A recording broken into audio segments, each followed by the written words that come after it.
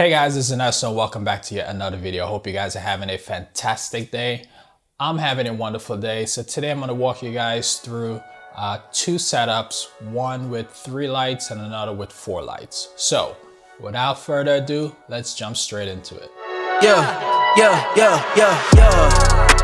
Coming in, flex, I just wanna win, LABB who we running with, 2233, I'm on 10 again, state your name, been dope on flame, I just switched the lanes, damn he did it again, I just flipped the pain, stripping and dipping in bass, slab on everything.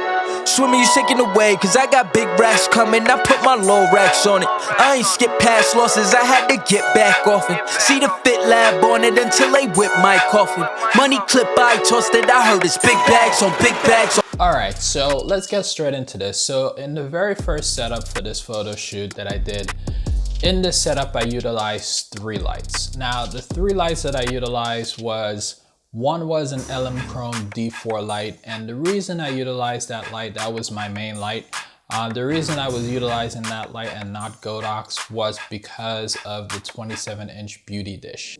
Now that 27-inch beauty dish is a beauty dish that I absolutely love to use. The only reason I stopped using it for a little bit is because I'm mostly using now Godox lights, and that modifier is for an LM Chrome light. It doesn't have a BOWENS mount, so that's primarily why I haven't been using that beauty dish that often. But on this particular photo shoot, I broke it out specifically for this setup. In addition to that modifier and in addition to that light, I also had the Godox AD400 light, and that light was for primarily the background. Just like I have the background right now, that's pretty much what the background was for this setup. Now, the reason I did this particular background as opposed to just having like a reflective plate and the reflective plate basically bouncing that light on the background, which will give you kind of like a spotlight or a focus light on the background to help separate the subject from the background.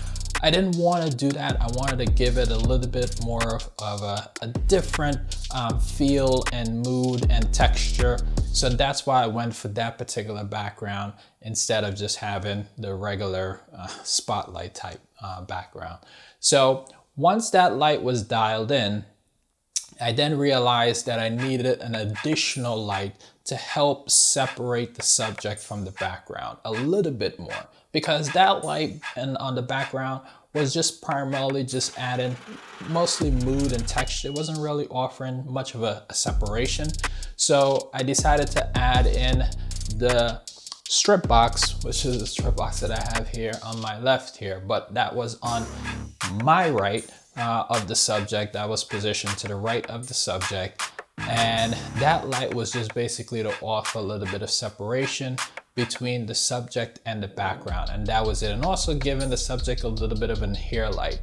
So the combination of those 3 lights helped to really bring this shoot together and help to make this first setup a success. Coming in, flex, I just wanna win, LABB who we running with, 2233, I'm on 10 again, okay, alright. Coming in, flex, I just wanna win, LABB who we running with, 2233, I'm on 10,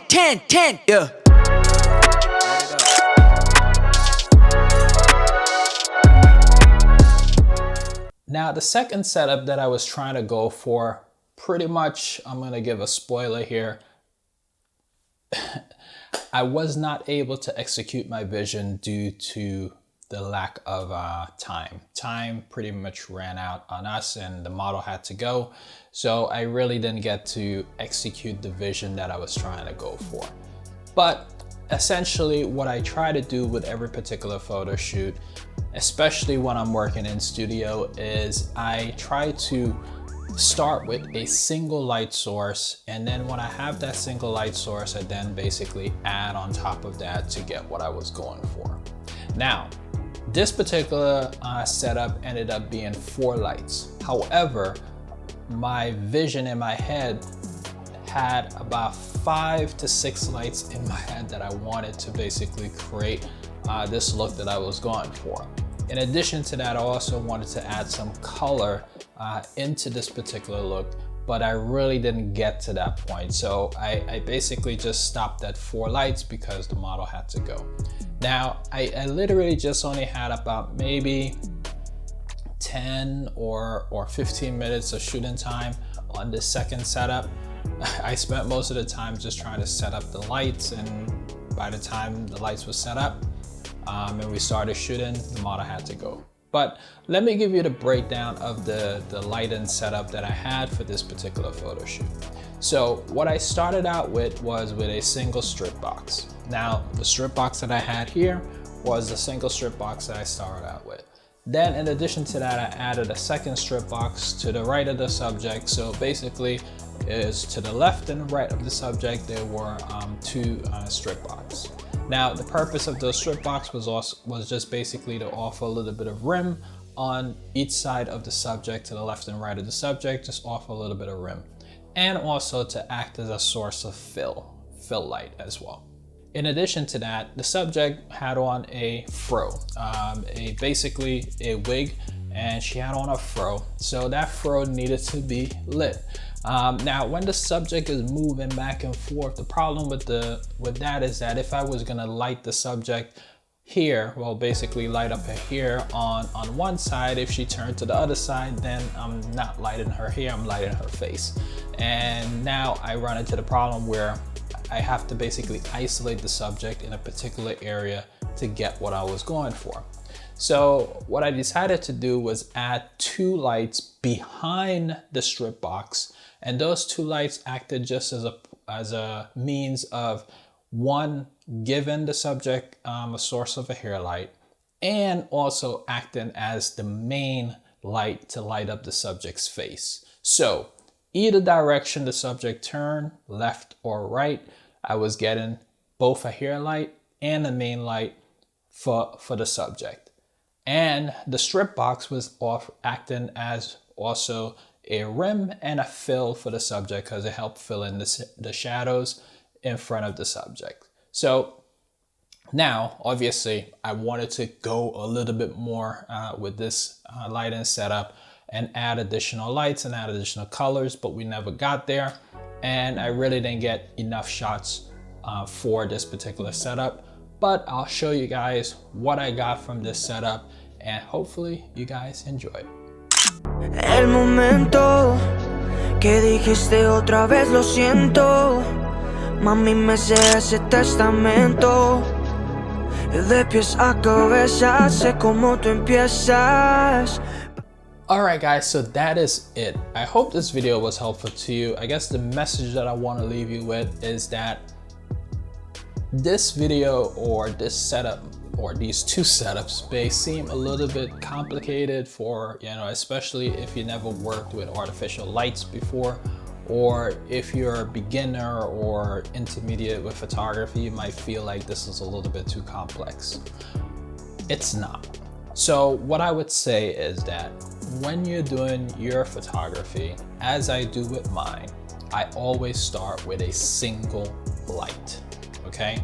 Now, once I take that image, or I take a snap of that first image with that single light, if I'm not happy with what I'm seeing, it's not until then that I bring out an additional light to enhance whatever it is that I feel that needs to be enhanced, right? So then I bring that other light out, I bring out a 3rd light, a 4th light, and I keep adding lights until I am happy with the vision that I'm going for.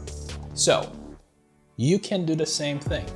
It doesn't have to be intimidating. You could do exactly the same thing. Just keep adding to taste. Add as many lights that you need for your vision.